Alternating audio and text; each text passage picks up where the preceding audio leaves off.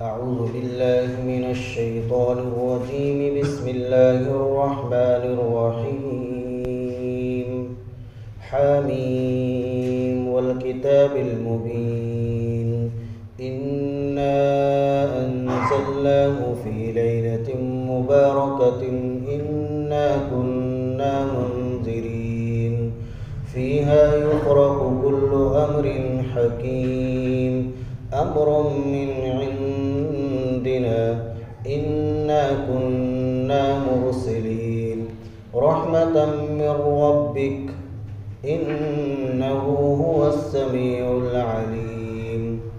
رب السماوات والأرض وما بينهما إن كنتم موقنين لا إله إلا هو يحيي ويميت ربكم ورب آبائكم الأولين بل هم في شك يلعبون. یہ سورہ دخان کی چند آیتیں آپ کے سامنے تلاوت کی گئی ہے. سورہ دخان کی حدیث شریف میں بڑی فضیلت وارد ہوئی ہے.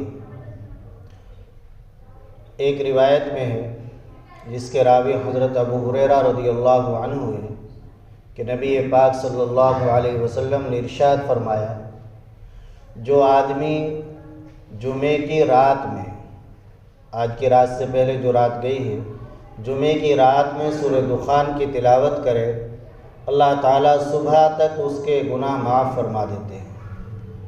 سورہ دخان پڑھنے میں بمشکل 3-4 منٹ لگے گی، 5 منٹ لگ جائے گی، اور فائدہ اتنا بڑا ہے کہ صبح تک گناہ معاف ہو جائیں گے. اور حضرت ابو امامہ رضی اللہ تعالیٰ عنہ فرماتے ہیں کہ نبی پاک صلی اللہ علیہ وسلم نے ارشاد فرمایا کہ جو آدمی جمعے کی رات میں یا جمعے کے دن میں، اس میں لمبا وقت مل گیا، جمعے کی رات میں یا جمعے کے دن میں سورہ دخان پڑھے، اللہ تعالیٰ جنت میں اس کے لیے گھر بنائے. تو کتنا بڑا فائدہ ہے. لہذا جمعے میں جیسے سورہ کہف کا معمول ہونا چاہیے، تو ایسے ہی سورہ دخان کا بھی معمول ہونا چاہیے. سورہ دخان کی بھی تلاوت کرنی چاہیے. انشاءاللہ کریں گے. اللہ تعالیٰ فرماتے حامیم. حامیم یہ تو حروف مقطعات میں سے ہے. یہ ایسے کلمات ہیں کہ جن کی مراد اللہ ہی کو معلوم ہے. مفسرین یہاں لکھ دیتے ہیں اللہ عالم بمرادہ بذالک، کہ ان کلمات کی اللہ کی کیا مراد ہے اللہ ہی جانتے ہیں. اور ان کے اتارنے کا فائدہ یہ بتلانا ہے کہ دیکھو یہ عربی الفاظ ہے اور ایک بڑا طبقہ عربی جاننے والا ہے، لیکن کسی کو آج تک ان کلمات کے معنی معلوم نہیں. یہ دلیل ہے اس بات کی کہ کسی انسان کا کلام نہیں، اللہ کا کلام ہے.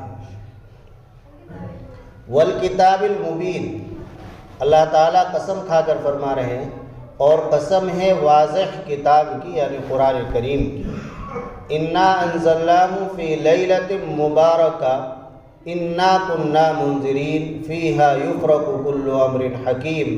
ہم نے اس کتاب کو نازل کیا برکت والی رات میں اور ہم ڈرانے والے ہیں. فیہا یفرق کل امر حکیم، اس رات میں ہر حکمت والا کام الگ کیا جاتا ہے. امرا من عندنا، جو ہماری طرف سے حکم ہوتا ہے اور ہم ہی رسولوں کو بھیجتے ہیں. یہ رحمت ہے آپ کے رب کی طرف سے، بے شک کہ آپ کا رب سننے والا ہے، جاننے والا ہے. آسمانوں اور زمین کا رب ہے اور ان کے درمیان کی چیزوں کا رب ہے. اگر تم یقین رکھتے ہو اللہ کے علاوہ کوئی معبود نہیں ہے. یحیی و یمیت، وہی زندہ کرتا ہے، وہی موت دیتا ہے. ربکم ورب آبائکم الاولین، تمہارا پروردگار بھی وہی ہے اور تمہارے باپ دادا پردادا ان سب کا پروردگار بھی وہی ہے. ان آیات میں ایک آیت شریفہ یہ انا انزلناہ فی لیلۃ مبارکہ، کہ قرآن کو ہم نے برکت والی رات میں نازل کیا. اس برکت والی رات سے کیا مراد ہے؟ جمہور مفسرین کی رائے تو یہ ہے کہ اس سے شب قدر مراد ہے، چونکہ قرآن جو نازل ہوا ہے وہ شب قدر میں ہی نازل ہوا ہے، جو آخر عشرے میں ہے. آسمان لوح محفوظ سے آسمان دنیا پر نازل ہوا دفعتاً واحدہ، اور پھر وہاں سے تھوڑا تھوڑا نازل ہوا ہے 23 سال کے عرصے میں۔ لیکن حضرت اکرمہ فرماتے ہیں، اور ایسے ہی حضرت مجاہد، قتادہ، حسن بصری، ان سب حضرات کی رائے ہے کہ اس مبارک رات سے مراد شب برات ہے۔ لیلۃ مبارکہ سے مراد شب برات ہے۔ اس رات کے دو نام ہیں جو پرسوں کو ہے، پرسوں کو جو رات ہے اس کا ایک رات نام تو ہے لیلۃ البراءہ، اور دوسرا نام ہے اس کا لیلۃ الصک۔ لیلۃ البراءہ تو اس رات کو اس لیے کہا جاتا ہے کہ اللہ تعالی بہت سے ایسے بندوں کی مغفرت فرماتے ہیں کہ جو اپنے گناہوں کی وجہ سے جہنم کے مستحق ہیں۔ اللہ تعالیٰ بہت سے ایسے بندوں اور بندیوں کی مغفرت فرماتے ہیں، تو یہ جہنم سے بری کرنے کی رات ہے، یہ جہنم سے بری کرنے کی رات ہے، اس لیے اس رات کو لیلۃ البراء کہا جاتا ہے۔ حدیث شریف میں آتا ہے کہ اللہ تعالیٰ اس رات میں قبیلہ بنو کلب کی بکریوں کے جسم پر جتنے بال ہیں اس سے بھی زیادہ لوگوں کی مغفرت فرمائے۔ ظاہر سی بات ہے بکری کے بدن پر جو بال ہوتے ہیں ان کو گننا ناممکن ہے، گنا نہیں جا سکتا ہے، تو اس سے مراد ہوتا ہے بے شمار انسانوں کی اللہ تعالیٰ اس رات میں مغفرت فرماتے ہیں، جہنم سے بری فرماتے، لیلۃ البراء۔ حدیث شریف میں ہے کہ جیسے ہی اس رات کا غروب آفتاب ہوتا ہے، رات شروع ہوتی ہے، تو مغرب کے بعد سے ہی اللہ تعالیٰ آسمان دنیا پر نزول فرماتے ہیں، اور اللہ کی طرف سے اعلان ہوتا ہے الا هل من مستغفر فاغفرہ، ہے کوئی مغفرت طلب کرنے والا، ہے کوئی معافی چاہنے والا کہ میں اس کی مغفرت کروں، اسے معاف کر دوں۔ الا هل من مستغفر فاغفرہ، ہے کوئی معافی چاہنے والا کہ میں اس کو معاف کر دوں۔ کیسا مبارک موقع ہے اور کیسا بہترین دعا کی قبولیت کا ایک موقع ہے، ایک وقت ہے۔ اللہ نے کچھ ایسے مقامات رکھے ہیں جہاں پر دعائیں قبول ہوتی ہیں، اور کچھ ایسے اوقات رکھے ہیں جہاں پر دعائیں قبول ہوتی ہے، جن میں دعائیں قبول ہوتی ہے۔ تو ان اوقات میں سے جن میں دعائیں قبول ہوتی ہے ایک وقت یہ شب برات بھی ہے، اس میں دعا قبول ہوتی ہے۔ اللہ تو ویسے ہی اپنے بندوں کی دعا قبول فرماتے ہیں۔ ایک مثال کے طور پر دنیا میں کوئی سخی آدمی ہے اور اس کے بارے میں یہ مشہور ہے کہ جو اس کے پاس چلا جاتا ہے وہ خالی نہیں آتا، وہ کچھ نہ کچھ اسے دے ہی دیتا ہے۔ تو ایسا سخی اگر کسی دن اسٹیج پر بیٹھ کر یہ اعلان کرے کہ آج مجھ سے جو بھی کوئی جو جس چیز کا سوال کرے گا میں اسے دے دوں گا، تو کیا اسے لوگ جھوٹا سمجھیں گے؟ نہیں، بلکہ سمجھیں گے کہ یہ تو بغیر اعلان کے بھی دیتا ہے، آج جب اعلان کر رہا ہے تو یقیناً یہ جو چیز اس سے مانگی جائے گی وہ دے دے گا۔ تو اللہ سے بڑا سخی کون ہو سکتا ہے؟ اللہ سے بڑا صادق الوعد، وعدے کا سچا کون ہو سکتا ہے؟ تو اللہ اعلان فرما رہے الا هل من مستغفرین، ہے کوئی مغفرت چاہنے والا کہ میں اس کی مغفرت کروں، وہ مجھ سے مغفرت مانگے۔ ہم سب ہیں مغفرت چاہنے والے، ہم سب کو مغفرت کی ضرورت ہے۔ الا هل من مسترزق فارزقہ، ہے کوئی رزق کا طلبگار، روزگار سے پریشان کہ میں اس کی روزگار کی پریشانی کو دور کروں، وہ میرے سامنے آ کر دعا کرے۔ یہ اللہ کی طرف سے اعلان ہو رہا ہے۔ الا هل من مبتلا، ہے کوئی مصیبت زدہ کہ وہ میرے سامنے دعا کرے اور میں اس کی مصیبت کو دور کر دوں۔ الا کذا الا کذا، ہر ضرورت، ہر پریشانی کے بارے میں سوال اللہ کی طرف سے اعلان ہو رہا ہے۔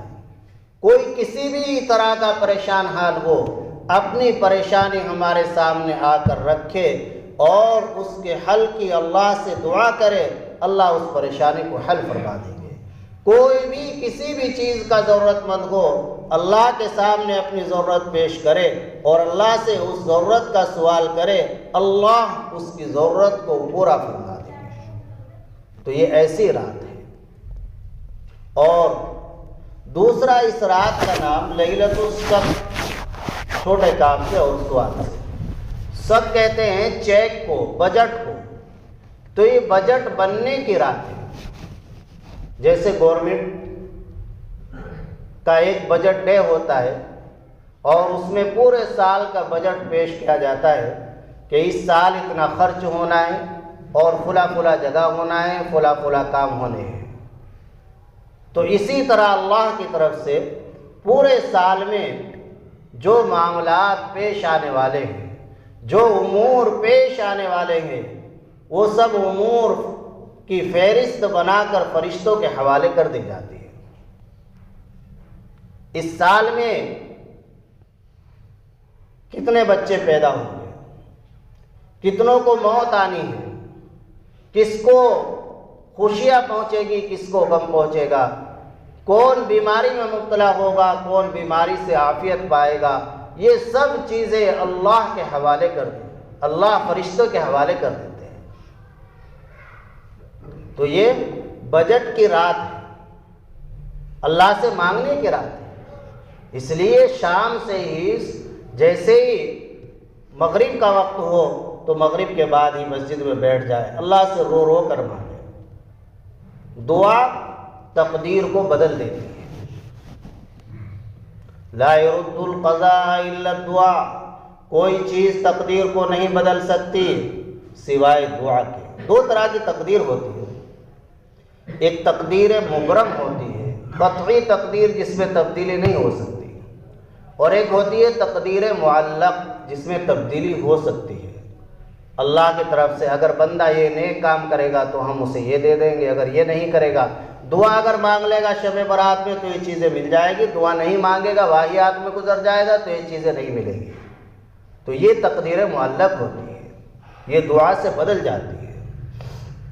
تو بہرحال بہت سے لوگ یوں کہتے ہیں کہ اس رات میں جاگنا، اس میں عبادت کرنا اور اس میں تلاوت کرنا، دعا کرنا، یہ بے اصل اور بدعت ہے، یہ انتہائی غلط بات ہے۔ اس رات میں، اس رات کی فضیلت اور اس رات میں خصوصی عبادات کا اہتمام اور دعا اور اذکار کا اہتمام، یہ حضرت نبی کریم صلی اللہ علیہ وسلم سے بھی ثابت ہے، حضرات صحابہ اکرام رضی اللہ عنہم سے بھی ثابت ہے، صحابہ، تابعین، تبع تابعین اور اپنے اسلاف اکابر سے بھی ثابت ہے۔ انہوں نے اس رات کی فضیلت کو مانا ہے اور اس رات کو وصول کیا ہے، اس رات میں خصوصی عبادت کا اہتمام کیا ہے۔ اب اس موقع سے متعلق 4 باتیں عرض کی جا رہی ہے، ان کو آپ سن لیں اور عمل کی نیت سے سنیں۔ نیت ہونی چاہیے ہماری۔ آپ یہاں بیٹھتے ہیں، کچھ کہا جاتا ہے، کچھ سنتے ہیں، تو یہ کہنے اور سننے میں ہماری نیت صحیح ہونی چاہیے۔ اگر کوئی نیت نہیں تب بھی ثواب نہیں ملے گا، اور اگر نیت کے بری نیت ہو گئی تو تب بجائے ثواب کے عذاب ملے گا۔ بلکہ نیت ہماری صحیح ہونی چاہیے۔ کیا نیت ہو؟ نیت یہ ہو ہم یہاں آدھا گھنٹہ، 20 منٹ، 25 منٹ، 35 منٹ بیٹھیں گے تو یہ بیٹھنا اولاً ہمارا بیٹھنا یہ اللہ کو راضی کرنے کے لیے ہے۔ بس ہم اس لیے بیٹھے ہیں اور اس لیے قرآن کے معنی سن رہے ہیں کہ ہمارا اللہ ہم سے راضی ہو جائے، اور جو سنیں گے انشاءاللہ اس پر عمل کریں گے، یہ نیت ہو۔ جس پر جو سنیں گے اس پر عمل کریں گے، یہ نیت ہو۔ تو ایک بات تو یہ ہے کہ اس رات میں کیا کام کرنا ہے، اس رات میں کیا کام کرنا ہے، اور اس رات میں کیسے عبادت کرنی ہے، کس طرح کی عبادت کرنی ہے، ایک بات یہ۔ دوسری بات یہ اس رات میں قبرستان جانا ہے یا نہیں جانا ہے، اور تیسری بات یہ کہ اس رات میں کون لوگ مغفرت سے محروم رہتے ہیں، اور چوتھی بات ہے اس رات کے بعد جو دن آتا ہے اس کے روزے سے متعلق روزہ رکھنا ہے یا نہیں رکھنا ہے۔ تو پہلی بات کہ اس رات میں عبادت کیسی کرنی ہے۔ اتنی بات تو ثابت ہو گئی کہ اس رات میں عبادت کرنا فضیلت کی چیز ہے اور زیادہ ثواب کی چیز ہے اور حدیث سے ثابت ہے، تو لہذا ہمیں عبادت کرنے، لیکن عبادت کیسی کرنی ہے، کس طریقے سے کرنی ہے۔ تو ایک بات تو یہ یاد رکھے کہ اس رات کے متعلق بہت سے پرچے اس موقع پر شائع کیے جاتے ہیں اور ان میں اس رات کی مخصوص نمازیں لکھی ہوئی ہوتی ہے کہ 4 رکعت پڑھے، 12 رکعت پڑھے، اور ان رکعتوں میں سورہ فاتحہ ایک رکعت میں اتنی بار، سورہ اخلاص اتنی بار، سورہ قدر اتنی بار۔ تو پہلی بات تو یہ ہے کہ اس طرح کی کوئی نماز شریعت میں نہیں ہے، بس نارمل نماز جیسے ہم پڑھتے ہیں ایسے ہی پڑھنی ہے، تو کوئی مخصوص نماز نہیں ہے۔ ہر رکعت میں سورہ فاتحہ ایک بار، اگر کہیں ملے کہ 2 بار 4 بار تو وہ حدیث سے ثابت نہیں ہے، وہ نہیں کرنا ہے۔ یہ خواتین میں وہ پرچے اس طرح کے تقسیم ہوتے ہیں اور خواتین آگے بتاتی جاتی ہیں، تو اس کو بالکل ختم کریں، اس طرح کا پرچہ ہو اسے پھاڑ دیں، اس کو پھاڑ دیں، جو چیز ثابت نہیں اسے آگے چلانا نہیں ہے، وہی ختم کر دو اس کو۔ تو جیسے ہم عام دنوں میں نفلیں پڑھتے ہیں 2 رکعت کی نیت باندھ کر، ایک مرتبہ سورہ فاتحہ، ایک مرتبہ کوئی سورت ملا لیتے ہیں، بس جیسے عام نماز پڑھتے ہیں ایسے اللہ جتنی توفیق دے، جتنی ہمت ہو، ایسے آپ نوافل پڑھ لیں، 10 نفلیں پڑھ لیں، 20 نفلیں پڑھ لیں۔ ایک بات تو یہ۔ دوسرا کام کیا ہے؟ تلاوت کر لیں، سورہ دخان پڑھے، سورہ یاسین پڑھے، سورہ کہف پڑھ لیں، تلاوت جتنی زیادہ سے زیادہ کر سکتے وہ کر لیں۔ تیسرا کام دعا اللہ سے کریں، دعا مانگیں، خوب رو رو کر۔ پوری امت کو اس وقت دعا کی ضرورت ہے، پوری امت مسلمہ اس وقت دعا کی محتاج ہے، اللہ کی مدد کی خصوصی ضرورت ہے، تو پوری امت کے لیے رو رو کر دعا کریں۔ پھر یہ کام جو کرنے کے بتائے گئے ہیں یہ کہاں کرنے ہیں؟ دوسری بات یہ آتی ہے کہ جو آپ بتلا رہے ہیں نوافل پڑھنے ہیں، تلاوت کرنی ہے، دعا کرنی ہے، تو کہاں کریں اسے؟ جماعت سب آدمی مسجد میں جمع ہو کر کرے یا اپنے گھر پہ کرے؟ اللہ کیا چاہتے ہیں، کیا منشا ہے، حضور نے کیسے کیا، صحابہ نے کیسے کیا، یہ ہمیں معلوم ہونا چاہیے۔ اس کا جواب یہ ہے کہ اس وقت اس رات میں جو عبادت منقول ہے، حضرات صحابہ نے کی، تابعین نے کی، تو وہ تنہائی میں کی ہے۔ تو اس سے معلوم ہوا کہ باری تعالیٰ کا منشا یہی ہے کہ میرے بندے اس رات میں تنہا تنہا مجھ سے بات کریں۔ تو اگر ہم اللہ تعالیٰ کی منشا کے مطابق کام کریں گے تب تو اللہ راضی ہوں گے اور ہمارا کام کر دیں گے، اور اگر ہم اللہ جیسے چاہ رہے ہیں ایسے نہیں کریں گے، اپنی منمانی کریں گے اور اپنی طرف سے الگ سے ایک طریقہ رائج کریں گے تو پھر اللہ اس سے ناراض ہوں گے۔ اس کو آپ ایک مثال سے سمجھ لیجئے۔ مثال کے طور پر کوئی صدر ہے، ڈی ایم ہے، کوئی بادشاہ ہے، اس سے لوگ آ کر ملتے ہیں، تو ایک ملاقات تو عمومی ہوتی ہے، سب ملتے ہیں۔ اب کسی سے اس نے، بادشاہ نے، ڈی ایم نے، جو بھی ہے، اس نے کہا کہ آپ فلاں ٹائم آنا اور تنہا آنا، تنہا بات کرنا۔ اب اس وقت ایک صورت تو یہ ہے کہ یہ آدمی جس سے کہا گیا ہے تنہا آنا ہے، تنہا جائے، تو یہ تو اس ذمہ دار کو پسند آئے گا، وہ خوش ہوگا، بات سنے گا اور کام بھی کر دے گا۔ اور اگر یہ اس وقت جب تنہا کہا گیا ہے اپنے ساتھ 10-20 آدمیوں کو لے کر جائے، میں تنہا نہیں جا رہا ہوں، تو وہ راضی ہوگا یا ناراض ہو جائے گا؟ ناراض ہوگا، پھر کام بنے گا نہیں بلکہ کام بگڑ جائے گا۔ تو بس یہی مثال اس کی ہے کہ اس رات میں ہمارا رب ہم سے یہ چاہتا ہے کہ میرا ہر بندہ مجھ سے تنہائی میں بات کرے، تنہائی میں عبادت کرے، وہ تنہائی میں نفلیں پڑھے، تنہائی میں وہ تلاوت کرے، اور تنہائی میں وہ مجھ سے رو رو کر اپنی پریشانیاں اور امت کی پریشانیاں رکھے۔ اللہ یہ چاہتے ہیں تو ایسا ہی کریں گے۔ اب رہا یہ بہانہ، شیطان تو پھر بہت پیچھے لگا ہوا ہے کہ جی اگر تنہا عبادت کرتے ہیں تو اس میں نیند آنے لگتی ہے، اور جب مسجد میں بیٹھتے ہیں تو اس میں نیند نہیں آتی، سب کے ساتھ ذرا دیکھا بھالے آسان ہو جاتا ہے۔ تو اس کا جواب ہے کہ دیکھو، تنہا عبادت کرنا وہ تو سنت کے موافق ہو رہا ہے، اور ایک ساتھ مسجد میں بیٹھ کر اس رات میں عبادت کرنا ہے سنت کے خلاف ہو رہا ہے۔ سنت کے خلاف ہزاروں کام کرتے رہو، اللہ کے یہاں ان کا کوئی وزن نہیں۔ سنت کے موافق تھوڑا سا کام ہو گیا وہی بہت وزنی ہے۔ آپ تنہائی میں 4 رکعت پڑھ لیں، جب تنہا حکم دیا گیا ہے تو انہی پر بڑا اجر و ثواب مل جائے گا، اور آپ مجمع میں ہزاروں رکعتیں پڑھ لے رہے ہیں، ان کا کوئی وزن نہیں ہوگا، چونکہ وہ کام سنت کے خلاف ہو رہا ہے۔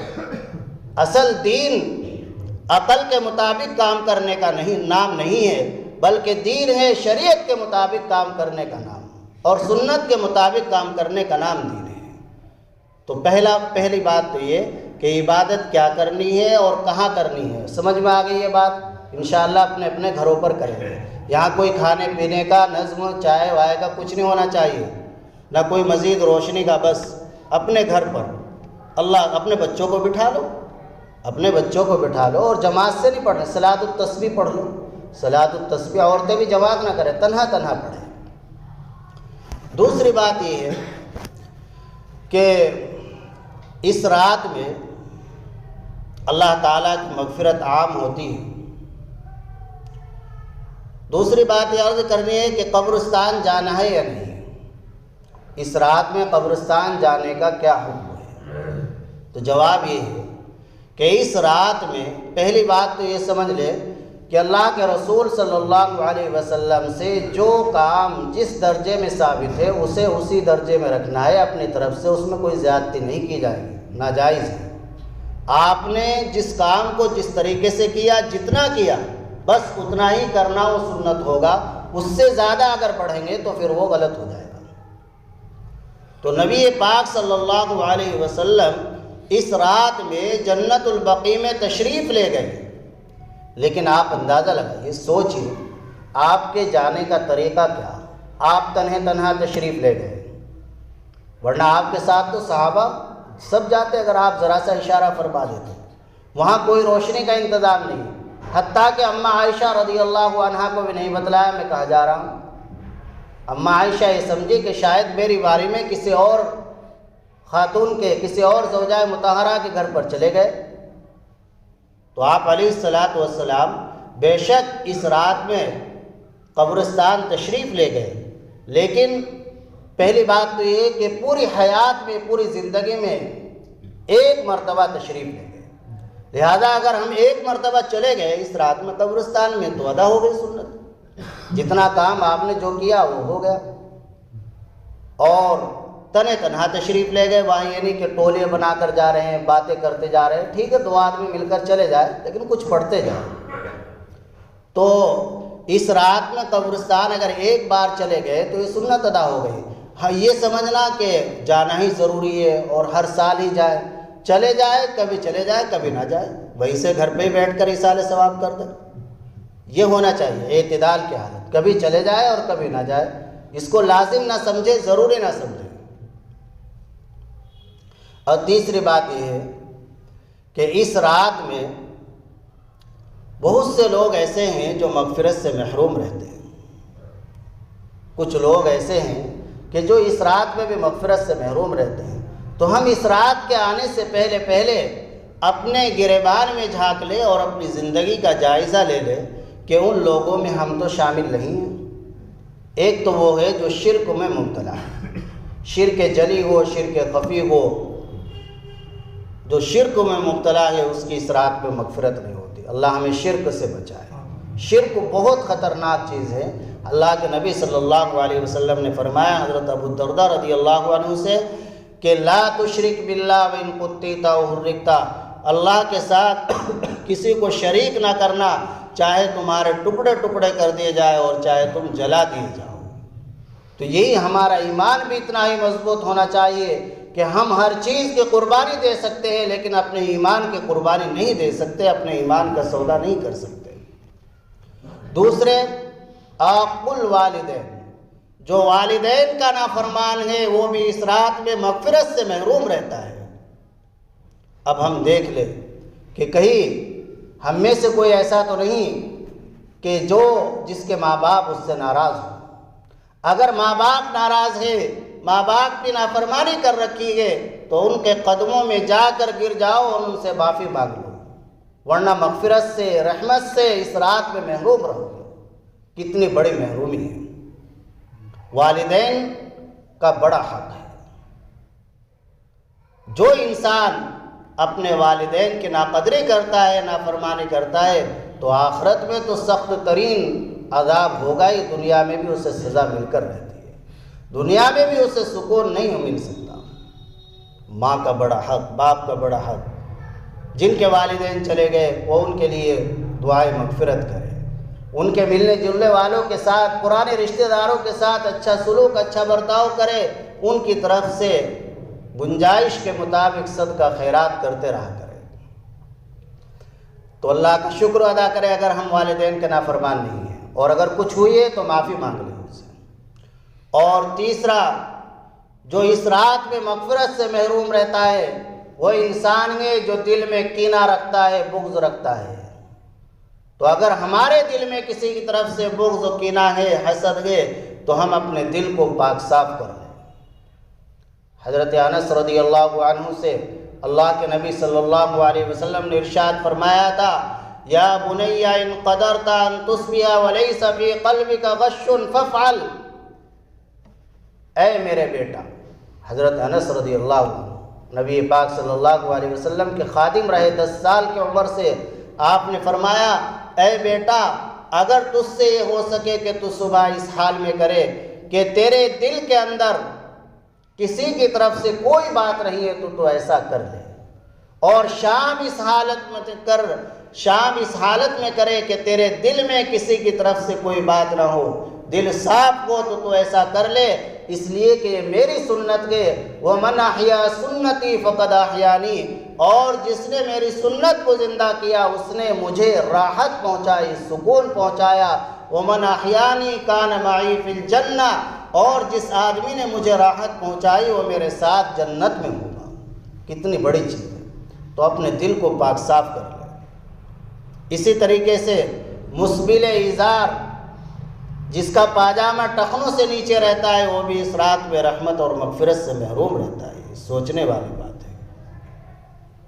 تو اپنا پاجامہ، اپنا ازار ٹخنوں سے اوپر رکھا کرے۔ تو ایسے لوگ کہ جو اس رات میں مغفرت سے محروم رہتے ہیں، اللہ سے دعا کرے کہ یا اللہ ہمیں محروموں میں شامل نہ فرما، ہمیں ان لوگوں میں شامل فرما کہ جن پر آپ کی خصوصی رحمت ہوتی ہے۔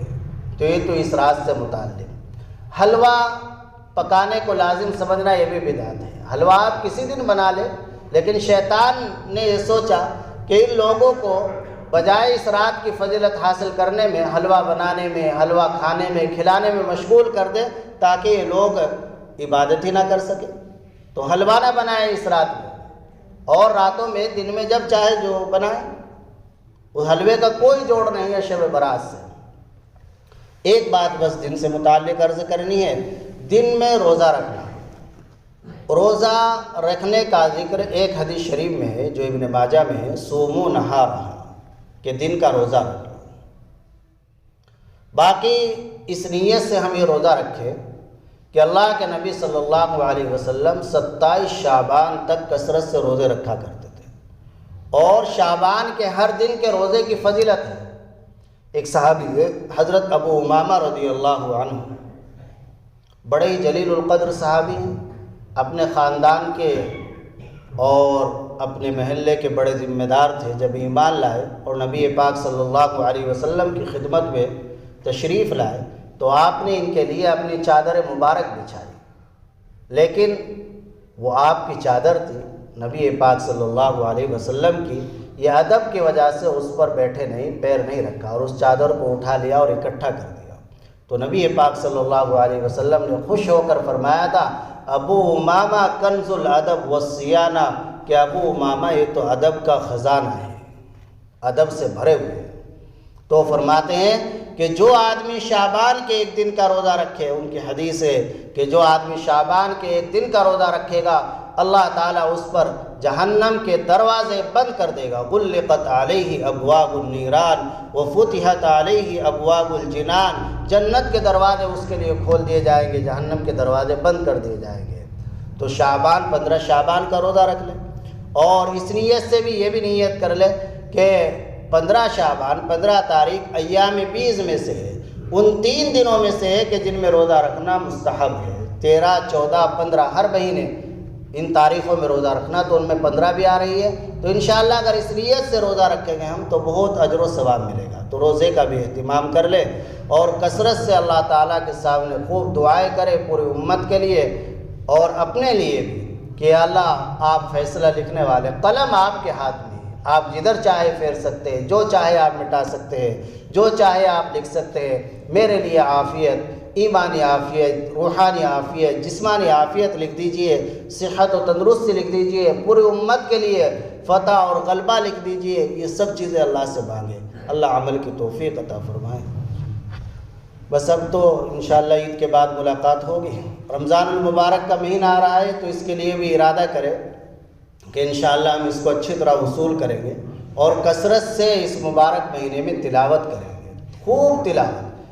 اللہ کے کلام سے اس رمضان المبارک کو خصوصی مناسبت ہے۔ اللہ نے جتنی بھی کتابیں نازل فرمائی ہے وہ رمضان کے مہینے میں ہی نازل فرمائی ہے۔ حضرت ابراہیم علیہ السلام کو چھوٹے چھوٹے صحیفے ملے، کتابیں ملی، تو وہ بھی پہلے رمضان کو۔ زبور، انجیل، تورات، یہ سب قرآن کریم رمضان المبارک میں ہی نازل ہوئی ہے۔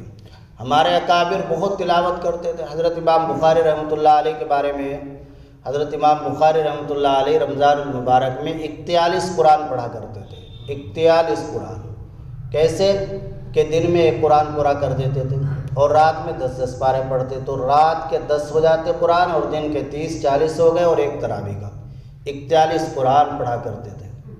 اور یہ نہ آدمی کو سوچنا چاہیے کہ دعا سے کچھ نہیں ہوتا، دعا سے بہت کچھ بلکہ سب کچھ ہو سکتا ہے۔ دعا سے بہت کچھ نہیں بلکہ سب کچھ ہو سکتا ہے۔ حضرت امام بخاری رحمۃ اللہ علیہ نابینا ہو گئے تھے، ان کی والدہ نے دعا کی تو والدہ کی دعا کی برکت سے اللہ نے بینائی واپس فرما دی۔ پیر ذوالفقار صاحب نے لکھا ہے کہ ہمارے ایک دوست تھے ڈاکٹر، اچانک ان کی بینائی چلی گئی، دیکھنا بند ہو گیا، لیکن تھے نیک اور ہمارے سلسلے سے جڑے ہوئے تھے، تو کچھ حضرات جمع ہوئے اس سلسلے کے اور اللہ کے سامنے رو رو کر دعا کی۔ ڈاکٹروں نے تو لا علاج قرار دے دیا تھا، اللہ نے بینائی واپس فرما دی، اللہ نے بینائی واپس کر دی۔ ایک اور انجینئر کا واقعہ لکھا، چونکہ وہ خود بھی انجینئر ہیں، فرماتے ہیں کہ وہ اللہ کچھ ایسا ہوا کہ عقل ختم ہو گئی اور پاگل پن آ گیا۔ اب ہم دیکھنے کے لیے گئے تو دیکھتے کیا نہیں کہ ان کو باندھ رکھا ہے، انجینئر بہت ماہر، اور ڈاکٹروں نے سب نے کہہ دیا کہ کوئی علاج نہیں ہے۔ تو وہیں پر حضرت فرماتے ہیں کہ ہم نے مل کر خوب دعائیں کی اللہ کی سامنے، کہ کچھ دن کے بعد ہی اللہ نے ٹھیک کر دیا اور پھر اپنے کام پر کھڑے ہو گئے۔ تو دعا میں بڑی طاقت ہے، دعا کرنی چاہیے، دعا بزرگوں کی لینی بھی چاہیے۔ اللہ عمل کی توفیق